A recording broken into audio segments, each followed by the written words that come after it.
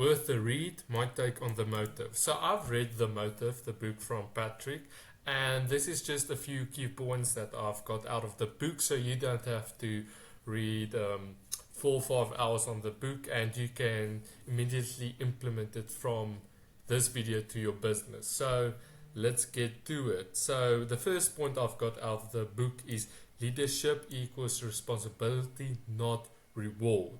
Like we know, most leaders lead from the front, not the back. So most leaders get it wrong. They think leadership is about the perks and the power. It's not. It's about the service and sacrifice. Most CEOs is about the title. I'm the CEO of this company, not this company. And they are not in the trenches with, the lead getters, the clients, knowing what they want, what they are struggling with. So yes, so that's the point I've got out of the first point I've got out of this book. 2 types of leaders: the reward centered, like I said, avoids discomfort, loves the title; responsibility centered. So the first one, reward centered, is they want to do what they are good at, not what is obligated from them. Like, we are struggling with leads, and focusing on that, not social media or whatever, on taxes, focusing on leads. So I've got a quote here from Alex Hormozy: leaders don't run from problems, they chase them. The bigger the problem, the bigger the opportunity to grow and create value. So what I've also got out of that is, if you solved a $100,000 problem this month, you would be paid that amount. So the reason you're getting what you are is that's the problem you are solving. The guy in McDonald's is getting, I don't know what amount, but he is getting that sum because he's solving that sum of a problem. So that's what I've got out of that point. Build and develop the team. Leadership starts from creating a strong, united team. No trust, no progress. I also got a quote from Alex Hormozy: the most valuable trait the leader of the company can have isn't charisma, it's clarity. Knowing exactly where they are going and taking everyone else with them. Like I said in the beginning of the video, the leader is leading from the front, not the back. They are guiding the team to which direction they must shoot in. So that's a key point I've got out of that. Manage individuals. This should actually be on the next page. Cool. Manage individuals. Real leaders coach. They check in, give feedback, and actually lead people, not just delegate. So there's a very sorry, I lost track of my words there. There's a saying that millionaires build systems and billionaires build people. So that's what I've got out of that, is that you need to build your team, not just your systems, because the people you build can build the systems. So yes, next point, have hard conversations. Avoiding conflict kills growth. If someone's not doing their work, confront them. Personally, I don't have that problem in my business. I run a web agency for window and doors, and when someone does not do their work properly, I can easily confront them without any difficulty, because for me it's like you're wasting my time and my energy and my money. So get it done or get lost. It's for me. So I don't have a problem, but a lot of people have this problem, and this book sums it up neatly. Run effective meetings. Boring meetings aren't the problem. Badly run ones are. Structure matters.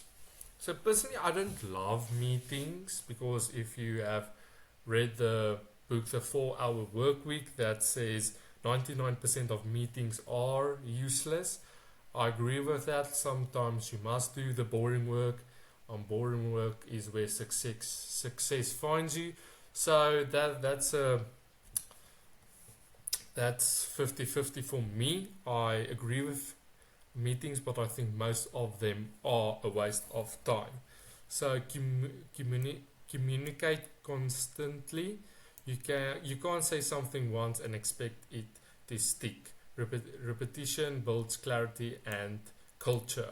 So what I've also done with my social media manager, so I've learned, okay, because I usually handled it, but I delegated so I can focus on bringing more revenue to the business. So what I've done, I showed her how to do it, then I told her to do it, and then she asked me a few questions, and that was yesterday. Today I asked her again. Okay, I've made a list. Okay, uh, did you did this? Did you did this? And yes, did you struggle with this? So I'm gonna do it for a week, and then we will see where we are standing with that. So, um, repetition is key. They're not gonna do it the first time. People need to be nagged and reminded constantly. So yes, that's the main points I've got um, out of this book. I also wanted to add one key point that I remembered is that um, the two CEOs in the book talked about, and the one CEO written and all the tasks that he must do, and the other CEO crossed out most of the tasks except the most important, being the CEO.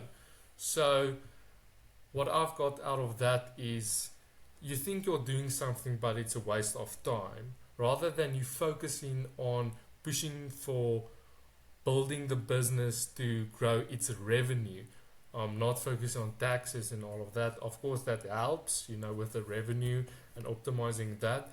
But if your business doesn't have any leads, why are you focusing on, your website or that? Focus on cold outreach, paid ads, and to push that. Except if you're using your website to run paid ads or Google ads. So yes, so that's also a key factor I've got out of that book. And final truth: if you avoid the hard stuff, you're in the wrong. You're it. You're it. You're in it for the wrong reason. Leadership is most serving, no status. So yes, to sum it up, it's just everything that is difficult, is very rewarding. And if something's difficult, a few people are doing it. That's why a few people are successful. And yes, so it is your job as a CEO to do the difficult stuff, to be there in the trenches with the client, with the sales team, and that. So that's what I've got out of the motive. I will also in the future give a few points more about books. I'm reading now a book a week to increase my knowledge, because if you solve 100,000 rand or dollars of problems, you would get paid that amount. So I'm increasing my knowledge to get paid. And yes, see you in the next book review.